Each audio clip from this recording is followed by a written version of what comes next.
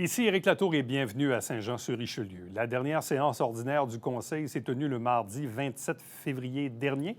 D'ailleurs, la semaine dernière, on vous a présenté une première série d'extraits qui portaient sur l'avenir du Festival de Montgolfière et le projet d'un centre de congrès. Mais d'autres sujets ont également été amenés, notamment le choix du terrain sur des colibris pour la nouvelle école, et la mairesse a tenu à faire une mise au point.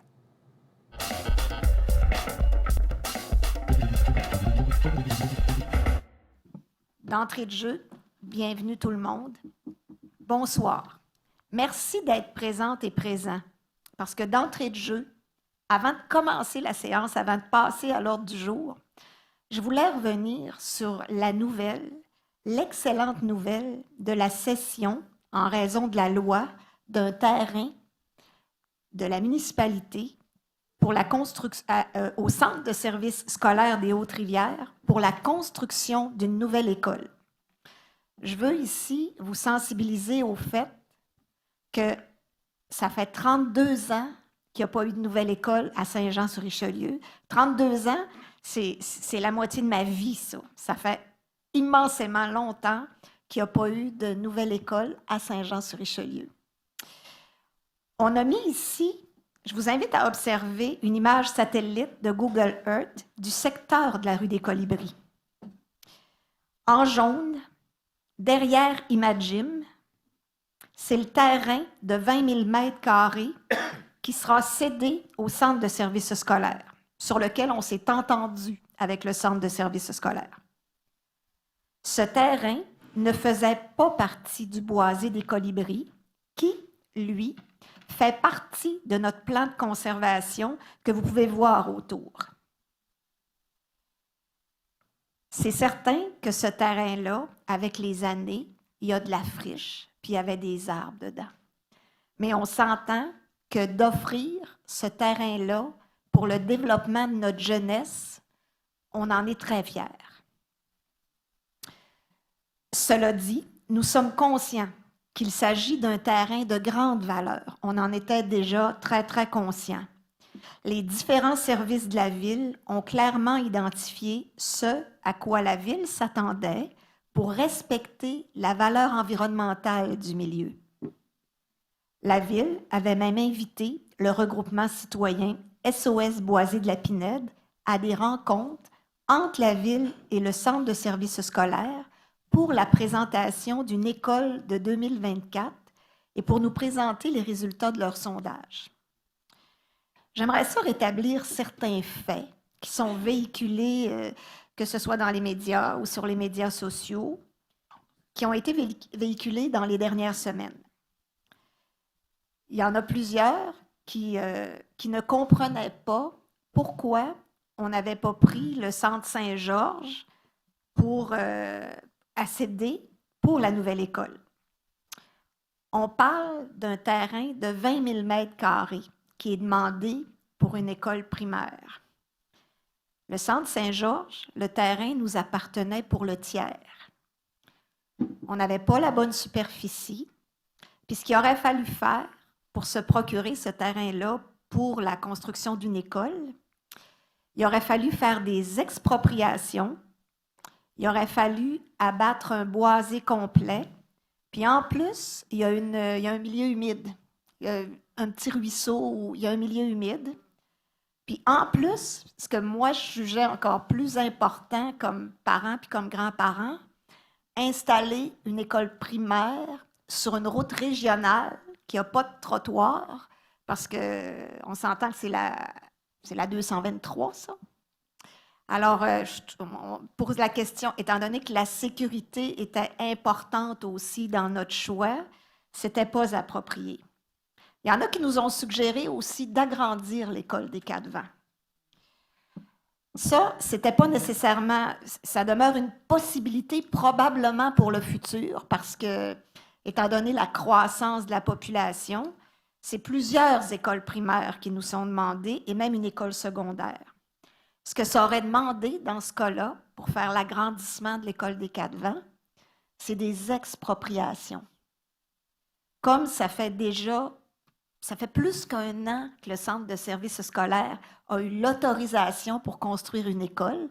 L'école devait être ouverte pour le mois d'août-septembre 2026. Étant donné qu'on a tardé pour le choix du terrain, elle va être ouverte en août-septembre 2027.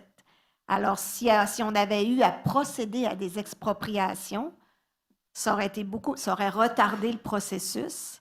Puis, il y a le fait aussi qu'il n'y en a pas beaucoup. Si on était tenu d'exproprier, on n'a pas tant de logements à Saint-Jean-sur-Richelieu. Alors, ça, c'était une autre chose.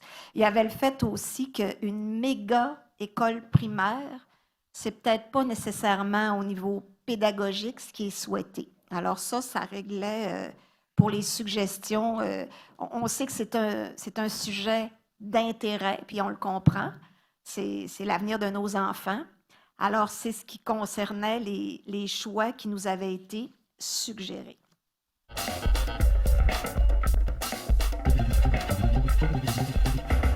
Martin Lucier.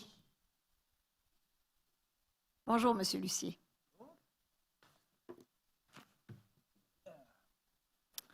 Alors, bonjour, Madame la mairesse, Mesdames, Messieurs du conseil municipal. Je viens aujourd'hui vous rencontrer parce que je suis inquiet. Je suis encore plus inquiet après avoir écouté votre prologue tout à l'heure.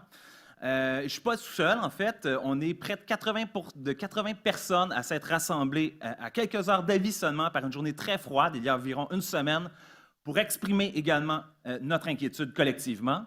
En fait, c'est le projet de construction de l'école dans le boisé des Colibris que vous avez célébré tout à l'heure, qui menace une section du boisé très fréquentée par les citoyennes et les citoyens pour de nombreuses activités, telles que le vélo, la marche, la raquette, le ski, sans compter la simple découverte de la nature. Annoncé un vendredi après-midi, ce projet menace un terrain boisé qui appartient déjà à la ville de Saint-Jean-sur-Richelieu. Comme vous le savez sans doute, mais je tiens à le répéter, on sait depuis plusieurs semaines maintenant que notre municipalité est au sommet d'un palmarès très peu enviable, celui de la perte des milieux boisés. En effet, Saint-Jean est parmi les villes où la perte de boisé est la plus grande au cours des dernières années. Pas seulement dans le coin, pas seulement en Montérégie, pas seulement au Québec, pour l'ensemble du Canada. Dans ce contexte, il me semble particulièrement contradictoire de sacrifier un terrain boisé équivalent à entre 4 et 5 terrains de football au pic des développeurs, même si le projet sera pour construire une école, surtout dans le contexte de la nouvelle politique de l'arbre adoptée tout récemment. Cette lutte a déjà été menée par nos collègues, nos concitoyens et concitoyennes sur l'île Sainte-Thérèse, qui ont réussi à vous convaincre que sacrifier des milieux naturels de proximité pour la construction d'une école n'était pas la seule solution envisageable. Malheureusement, la Ville ne semble pas avoir appris de ses erreurs et refait le même coup en annonçant cette construction dans un autre boisé, celui des Colibris. Pourtant, depuis l'automne 2021, vous avez fait plusieurs déclarations à propos d'une supposée volonté de conserver les arbres sur le territoire de la Ville. Par exemple, dès octobre 2021, vous affirmiez, et là je vous cite dans le Canada français daté du 14 octobre 2021, « Il faut travailler à conserver ce qu'on a déjà. Même dans les boisés qui sont déjà la propriété de la municipalité, il faut des actions urgentes et en recréer quand c'est possible. C'est vers ça qu'il faut tendre. » Vous ajoutiez, l'actuel plan de conservation protège 90 % des boisés. Je pense que dans le prochain plan, c'est 100 % des espaces verts qui doivent être protégés. Cette impression que les boisés étaient enfin protégés a été appuyée il y a un an lors d'une consultation rassemblant 70 personnes pour discuter de la protection des milieux naturels. À ce moment, la Ville affirmait, selon le Canada français du 9 février 2023, qu'il y avait consensus et qu'elle souhaitait, et je cite, que les milieux naturels du territoire de Saint-Jean soient maintenus, protégés et restaurés. Elle aimerait aussi que la rivière Richelieu, les boisés, les milieux humides et les friches soient valorisés. Il y a quelques semaines, l'annonce de la destruction de cette partie du boisé pour y permettre la construction d'une école a été annoncée en soulignant que, et je vous cite encore, l'aspect environnemental ainsi que l'acceptabilité sociale ont été considérés pour établir les paramètres afin de trouver le meilleur site pour construire la nouvelle école. Les 80 personnes réunies il y a peu pour manifester leur désaccord témoignent que cette acceptabilité sociale n'est pas démontrée. Ce projet de construction d'une école se situe à 3 coins de rue de l'école des Quatre-Vents, agrandi tout récemment et ne servira probablement pas à desservir les élèves du quartier. Dans ce contexte, comment peut-on qualifier ce projet d'éco-responsable alors qu'il est à prévoir que les élèves s'y rendront en voiture, en autobus scolaire et non à pied ou en vélo, venant ainsi en apparence de contradiction avec des efforts des 15 dernières années du ministère des Transports concernant le déplacement actif des élèves au primaire. C'est pourquoi ce projet a tout d'une occasion ratée. Une école devrait, à mon sens, être un projet qui anime un quartier, qui participe à la vie de proximité, où les élèves se rendent à pied, à vélo, qui servent la vie communautaire et soient rassembleuses. Bref, un projet qui vienne donner une raison d'aimer sa ville, d'aimer son quartier, qui fasse vivre sa communauté. Avez-vous une question, monsieur? Oui, ça s'en vient, madame la mairesse. Parce qu'il ne reste pas beaucoup de temps. Merci Allez-y. de m'avoir coupé. Notre ville, nos quartiers, nos élèves et nos familles méritent mieux que le projet actuel qui sacrifie un espace participant déjà de la vie du quartier, qui sert également de terrain de jeu, de découverte pour les enfants, de poumon à la ville et de refuge pour la faune et la flore. Dans ce contexte et dans le contexte de la nouvelle politique de l'arbre de la ville, que vous sacrifiez un espace qui lutte à petite échelle, certes, contre la destruction des boisiers actuels. Ma question, donc, à quel moment les citoyennes et les citoyens du quartier seront consultés concernant l'avenir du boisé et du terrain visé? À quel moment l'administration de la ville, ainsi que nos élus, vont mettre des mesures en place afin de conserver le très, très peu de boisé qui nous reste et de s'attaquer aux plus grands défis qui attendent nos enfants? Le défi environnemental auquel la conservation d'un environnement sain est intimement liée. En cela, détruire un boisé pour construire une école, c'est un projet particulièrement cynique. Merci. Bien, c'est moi qui vous remercie, M. Lucier. Et je vous répondrai en vous disant que on n'avait pas tant de choix de terrain que ça. On en avait 5. Un mauvais choix et pas un bon choix, Monsieur madame la Lucier, mairesse. je vous ai laissé parler. Vous allez me laisser parler. Parce que moi, ce que je veux vous dire, c'est que comme ville, comme conseil municipal, on est particulièrement fiers. On le sait que ce terrain-là, il est précieux. Mais on est particulièrement fiers de l'offrir pour le développement de nos jeunes. Parce que nos jeunes, maintenant, les écoles, c'est des milieux de vie. Nos jeunes auront accès à un boisé derrière. Ils auront accès à un pôle récréatif, un pôle sportif à proximité. Alors, moi, c'est ce que je voulais vous dire à ce moment-ci. Je vous remercie beaucoup. Juste à côté, il y avait un terrain qui était probablement disponible, qui a été pris pour faire des terrains de pickleball. Ça aurait pu Je vous être remercie, tout à je fait vous utilisé remercie pour beaucoup, ça. monsieur.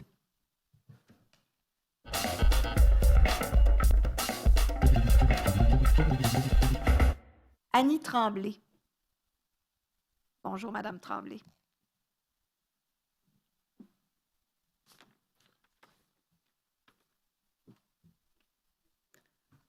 Bonjour. Bonjour. Annie Tremblay, rue des Colibris. Oui, ma question concerne le boisé des Colibris, ou bien vous l'appelez plus comme le boisé et le terrain en friche qui est à côté, ou qui pousse des arbres dessus, mais bon, c'est correct.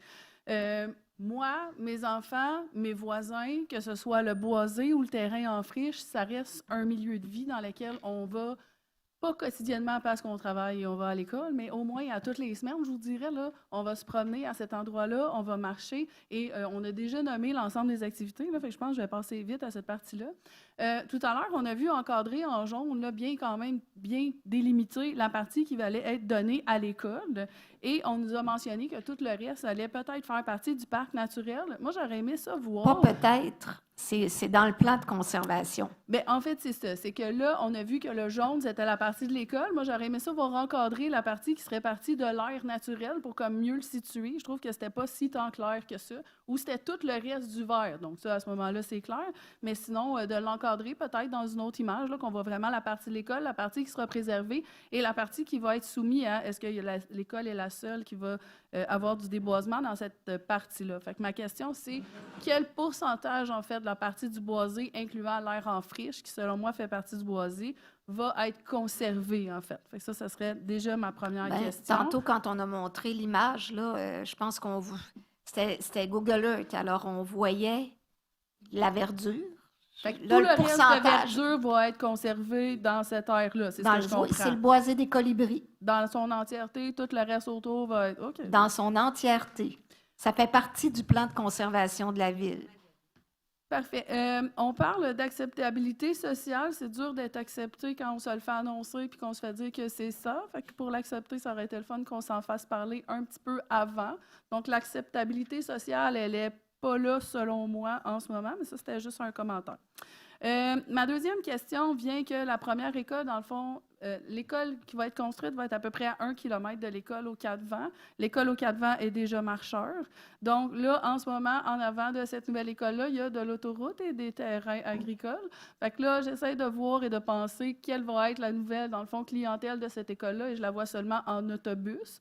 Donc, on parle de peut-être là, de rejoindre une question qui a peut-être été posée précédemment ou un commentaire, mais l'école n'aurait pas été mieux placée à un endroit où il y avait des gens autour qui allaient pouvoir y accéder. Donc, ma deuxième question, est-ce qu'il y a une étude démographique qui a été faite pour savoir d'où les élèves allaient venir, combien de temps en autobus ça allait se passer, quel trafic ça va occasionner sur la rue des Colibris au niveau de toute cette... dans le fond, tout ça. Parfait. Moi, d'abord, je veux vous dire que s'il y avait eu un terrain au milieu des habitants, c'est certain que c'est ce terrain-là qu'on aurait pu prendre. C'est quelque chose qu'on n'a pas. Pour ce qui est de la clientèle qui va aller dans cette école-là, c'est le centre de services scolaires qui pourrait vous le dire, là. C'est probablement qu'ils vont avoir à refaire le bassin de clientèle. Puis, parce que le terrain qu'on leur a offert, évidemment, on s'est entendu là-dessus, là. Ça faisait leur affaire aussi. Alors, c'est ce que je peux dire. Le clientèle va rester quand même assez limité, là, parce que déjà, tout autour de cette affaire-là, de cette nouvelle école-là, ces enfants-là vont déjà aux Quatre Vents à pied. Je veux dire, là, c'est bien le fun, on va redécouper le bassin. Il y a une partie, j'imagine, qui va aller à pied, puis l'autre partie, mais reste que là, ça va occasionner beaucoup d'autobus. Là, on est loin de tous les autres gens. C'est parfait. Écoutez, c'est des considérations qu'on a, puis on le savait que ce n'était pas un terrain parfait, mais c'est le seul terrain qui convenait. Merci. Oui, monsieur Dubois. Madame Tremblay. Attendez un petit peu, Madame Tremblay. Levez les yeux. Vous le voyez, on OK. a remis l'image là, pour vous. Donc, tout le boisé qui est là, tout le colibri, là, c'est préservé. Donc, la seule portion, c'est vraiment ce qu'il y a dans l'encadré jaune.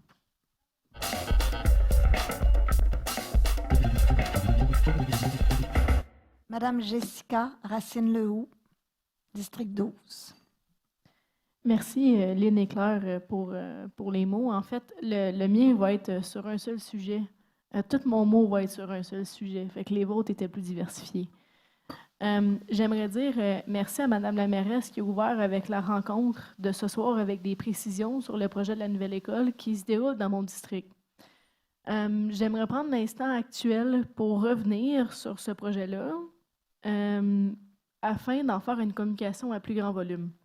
Dans les 3 dernières semaines, j'ai reçu de très, très, très nombreux courriels et quelques messengers qui demandaient d'expliquer le choix. Ceux-ci ont tous été répondus. D'autres personnes m'ont également contacté personnellement et elles ont également été répondues. Mais voici de façon globale la réponse que j'ai donnée à toutes ces personnes qui s'ajoute à ce que Mme la mairesse a dit aujourd'hui, soit en début de séance et dans les réponses à toutes les questions. J'aimerais également préciser que cette nouvelle école-là vise d'être éco-responsable et adaptative et viendra desservir un bassin qui est situé entre 400 et 500 élèves dans le secteur de Saint-Luc, qui est visé dans le secteur de Saint-Luc. De plus, le fait d'avoir une école est un besoin qui a été demandé par le Centre des services scolaires. J'aimerais également préciser que le choix du terrain de 20 000 m² qui était obligé d'être donné légalement de la Ville au Centre des services scolaires a été un choix qui a été fait par l'entièreté du Conseil à l'automne 2023. Cependant, je fus personnellement absente de cette prise de décision parce que j'étais en congé maladie prolongée. Je n'ai pas eu un seul mot à dire sur cette décision-là qui impactait directement mon district. Toutefois, même si cette décision-là s'est prise en mon absence et sans mon opinion, je crois qu'il s'agissait tout de même de la meilleure décision possible et je vais continuer d'appuyer le choix de cette décision et de cet emplacement. Cet exercice a été le fruit de la balance des inconvénients et le choix final est celui qui comportait le moins d'inconvénients. Afin que tous et toutes puissent comprendre la décision d'avoir choisi le terrain situé sur la rue des Colibris, voici les critères décisionnels. Le site de la future école devait avoir des services en aqueduc et en égout actuels ou projetés très rapidement. Une superficie minimale de 20 000 m², c'est l'équivalent de 3,75 terrains de football. Un sol stable, une absence de milieu humide ou hydrique et ne pas être dans des zones de contrainte, soit d'érosion, de ligne des eaux ou encore de glissement de terrain ou toute autre chose de ce genre. Le centre de services scolaires visait un terrain à l'est de l'autoroute 35. L'idée étant de desservir les élèves de l'île Sainte-Thérèse et du secteur situé entre les rues Fleur-de-Lys, Grande-Ligne et Jean-Talon. Tel que dit en début de séance, les 2 suggestions du public qui sont revenues le plus souvent ont été expliquées, soit celle concernant un ajout à l'école primaire Cadevant et le centre Saint-Georges. Voici toutefois les autres contraintes qui ont fait également partie du choix. Donc, certains autres choix demandaient des acquisitions, des expropriations et des prix immenses, augmentant également les délais. On se rappelle que c'est un terrain que la Ville doit donner gratuitement au centre de services scolaires. Certains terrains possédaient des milieux humides ou hydriques qu'on ne pouvait pas toucher. D'autres choix avaient des enjeux importants d'accès pour les services de sécurité ou encore des flots de circulation à prévoir que les rues n'étaient pas capables de prendre. D'autres choix demandaient des sommes très importantes en infrastructures de sécurité. D'autres choix étaient excentrés par rapport au bassin d'élèves visés, ce qui est le cas du choix de Colibri. Et d'autres choix visaient presque la même clientèle que celle déjà desservie par Cadevant, ce qui est également un point faible du choix de Colibri. Toutefois, parmi les choix possibles, aucun n'était parfait à 100%. Le choix de Colibri comportait le moins de désavantages, car comme il a été expliqué au préalable, l'emprise au sol du bâtiment impacte un milieu qui est actuellement en friche. Et également, la portion protégée du boisé demeure et sera entièrement protégée. Ainsi, le choix sur la rue des Colibris, selon la balance des inconvénients, devient alors l'alternative la plus intéressante. Pour ceux qui désirent en savoir plus sur le plan de conservation de la Ville, vous pouvez aller voir le site web sjsr.ca, rubrique Environnement, puis choisir Milieux naturels et boisés, et vous allez avoir le plan de conservation. Pour terminer, j'aimerais pointer l'existence d'une page web qui explique exactement ce que je viens de vous communiquer, ce que la mairesse vous a dit également. Vous pouvez vous y référer afin de mieux saisir la décision qui porte sur le choix du terrain de l'école. Le site web précis, c'est sjsr.ca/nouvelle-école. Pour conclure, je réitère qu'une nouvelle école est synonyme d'une excellente bonne nouvelle pour notre territoire. Il me reste 15 secondes. J'aimerais également envoyer le message suivant au Centre de services scolaires des Hautes-Rivières, c'est-à-dire que nous vous avons donné un terrain de grande qualité et nous avons de très grandes attentes pour cette école. Nous attendons à une école verte qui soit un modèle pour toute la province, ou autrement dit, une école de l'avenir, un milieu de vie de l'avenir.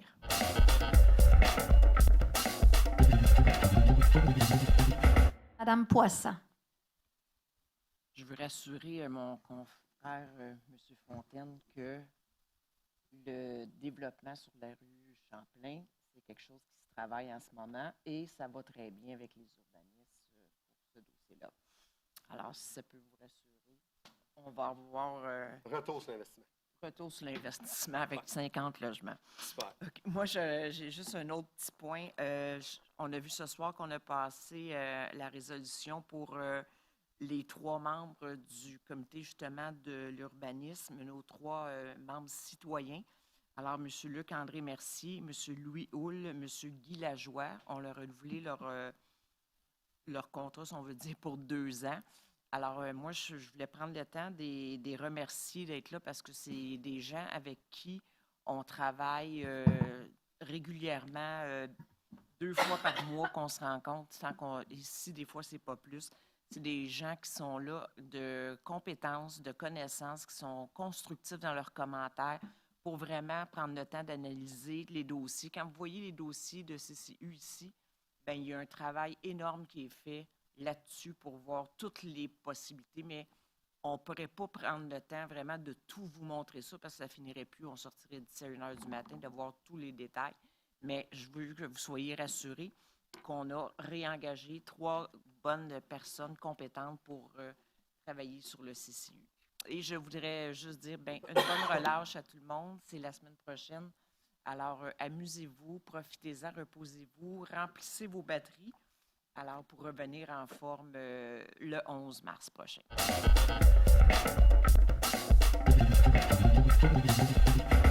Alors, moi, je voulais vous parler de quelques petites choses et personnes. D'ailleurs, je voulais mentionner une artiste reconnue qui est dans le district de Madame Surprenant, Antonine Rodier, qui est une artiste johannaise qui a été sélectionnée par le jury des éditions des musées et de la culture en Europe et a reçu une plaquette d'honneur Award European des Arts et Styles 2024.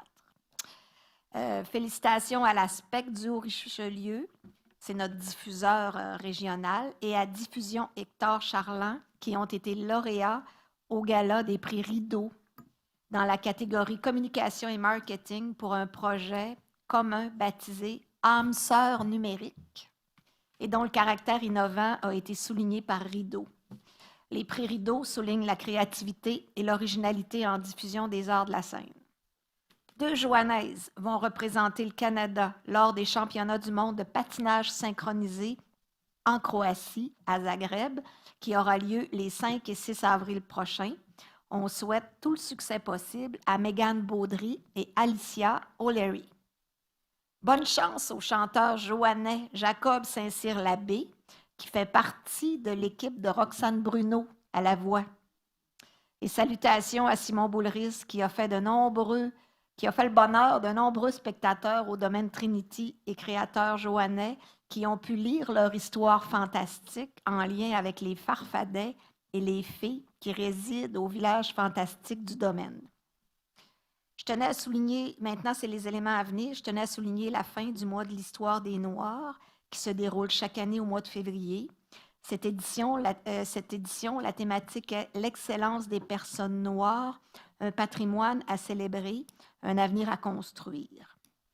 Du 28 février au 14 avril, je vous invite à visiter l'exposition Mots cachés du Club de photographie joannais Capteur d'images au Salon Rouge de la Bibliothèque du secteur Saint-Luc. Je voulais vous inviter aussi à la collecte de sang de la mairesse au Centre des aînés les 19 et 20 mars de 13h à 19h30. Évidemment, c'est sur rendez-vous emma-québec.qc.ca où il y a un numéro de téléphone. J'avais décidé aujourd'hui de porter à la séance publique un chandail rose parce que demain, c'est la 18e journée du chandail rose qui a pour but de sensibiliser la population à l'intimidation qu'il peut avoir à l'école, au travail, à la maison et en ligne. Oui, tout est dans tout. En terminant, comme à l'instar de Mme Poisson, qui est enseignante d'ailleurs, Jean Fontaine, qui est enseignant, il y en a sans doute d'autres dans la salle, je voulais souhaiter à tous les élèves, les enseignantes, les enseignants, bien sûr aux parents, une bonne semaine de relâche la semaine prochaine. Malheureusement, on n'a plus de patinoire à Saint-Jean, là, parce qu'on s'entend que c'est l'état des lieux. Mais par contre, je vous invite à surveiller la multitude d'activités offertes sur notre territoire, sur le site de la Ville, au sjsr.ca.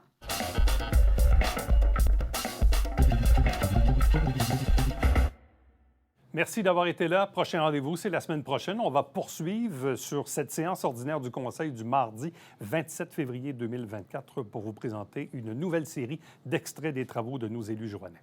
Entre-temps, commentaires, questions, suggestions par courriel, Éric Latour en un mot à commercial tvhr9.com.